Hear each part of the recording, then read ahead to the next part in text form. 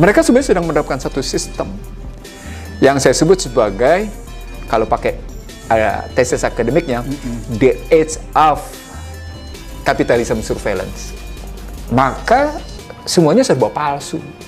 Nah, kalau dia kepalsuan, tetapi kemudian ternyata bisa mendunia sebagai sarana untuk mengontrol manusia, kan ini khilafah. Berarti berpusatnya di mana? Pusat pemerintahan dunia akan ada di Washington. Pusat spiritual bumi ada di Israel, Yerusalem.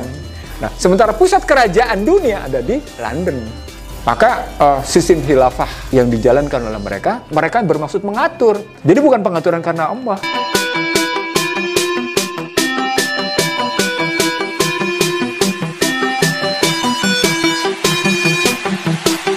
Setelah Black Monday, 24 Agustus 2015 terjadi, Cina sesungguhnya sudah mendeklarasikan 3 hal.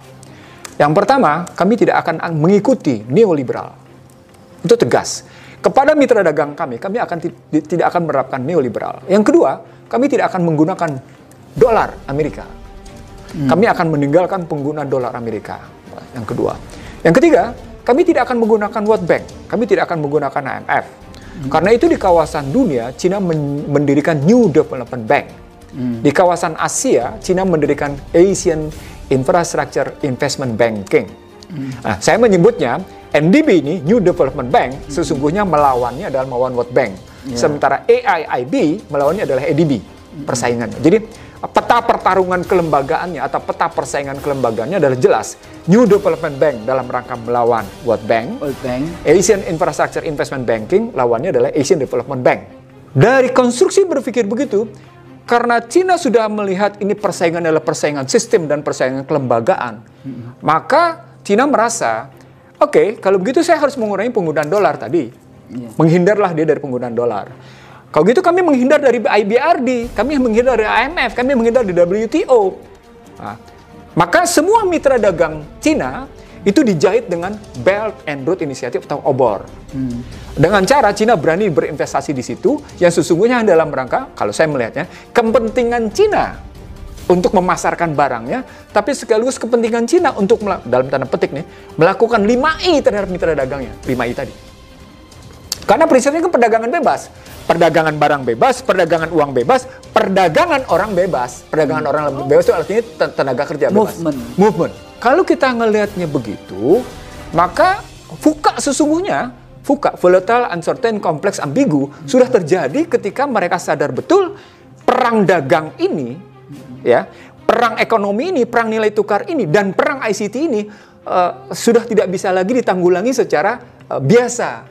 Dimunculkanlah istilah VUCA yang menggambarkan ada situasi yang penuh dengan gonjang-ganjing, penuh ketidakpastian, ya, volatile, gonjang-ganjing, turun naik, uncertain, tidak pasti, dan kemudian kompleks. Karena melibatkan banyak kalangan, seperti Cina melibatkan sejumlah mitra dagangnya, dan mereka juga melibatkan sejumlah mitra dagang. Lalu, ini juga bersegi banyak, tidak bisa distrukturkan sedemikian rupa dalam bahasa akademiknya, ill structure dia. Mengalami struktur yang sakit, karena terus-menerus berubah. Tapi ketika Anda menggunakan model apa yang disebut dengan bejana berhubungan, teori tekanan, maka sesungguhnya di balik VUCA ini pasti ada yang tetap, tidak berubah. Jadi ketika mereka bikin VUCA, sesungguhnya ada sesuatu yang konstan. Sesungguhnya ada yang pasti. Sesungguhnya ada sesuatu yang sederhana. Dipakailah COVID-19, dipakailah PCR, dipakailah swab antigen, dan ujungnya vaksin. Nah, itu sesungguhnya ketika kita pahami struktur dari mulai COVID-19 sampai dengan vaksin dalam perspektif lawan dari VUCA, ulang. Dalam perspektif lawan dari VUCA, siapa yang tidak terima vaksin sekarang? Itu Padahal dalam Islam la ikraha fid din, qad tabayyana rusyd. Tidak ada paksaan dalam agama. Silakan Anda ambil. Kok ini melebihi agama? Dan tidak ada negara yang tidak bisa tidak. Anda kalau mau naik haji, Anda mau pergi umrah, suka tidak suka harus menggunakan vaksin tertentu. Dipaksa untuk menerima vaksin tertentu. Walaupun di barat sana terjadi perang seru antara produsen vaksin sama produsen obat. Kan di Australia itu para dokter udah ngelempar semua baju-bajunya. Jadi ini contoh yang sangat konkret di dalam konteks perang dagang, karena di situ ada farmasis, ada ada pebisnisnya, ada industri negaranya, ada polisinya, ada industri keuangannya. Ada industri karena dia ICT. semuanya harus, karena dengan harus semuanya divaksin dan akhirnya negara yang membeli, ya akhirnya APBN kita kebobol dalam konteks itu. Ini bukti sesungguhnya yang sedang ditegakkan adalah sistem fasis. Kenapa?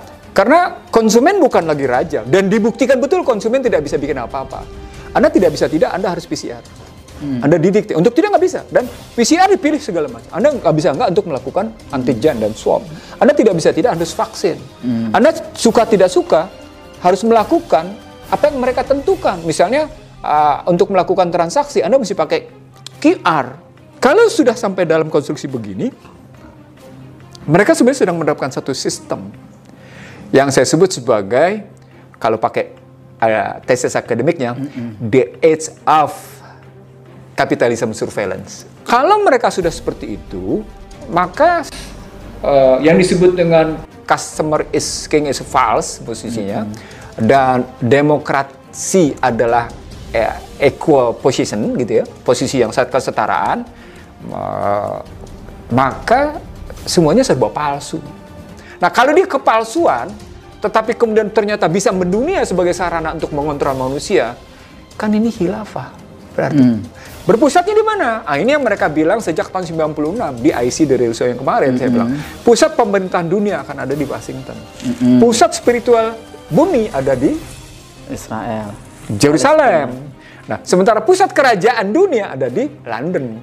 Maka sistem khilafah yang dijalankan oleh mereka, yang disebut dengan the age of capitalism surveillance, sesungguhnya karena pengaturan, mereka bermaksud mengatur. Jadi bukan pengaturan karena Allah.